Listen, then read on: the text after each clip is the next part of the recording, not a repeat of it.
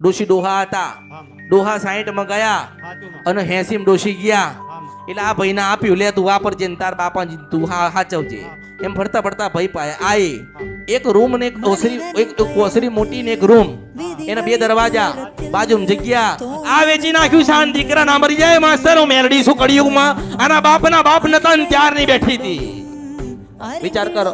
લોકો નહીં કહેતા માતાજી એમ કહે છે કે તમારા દીકરા મરી જાય, હારા તારા દીકરા મારીશ મને પડી લે, હું મેલડી છો. મારા ઝપટમાં તો પડો, મારા ઝપટમાં તો પડો એક વખત. જો નારાયણ ત્યાંથી ના નાખી દઉં તો મારું નામ મેલડી નહીં.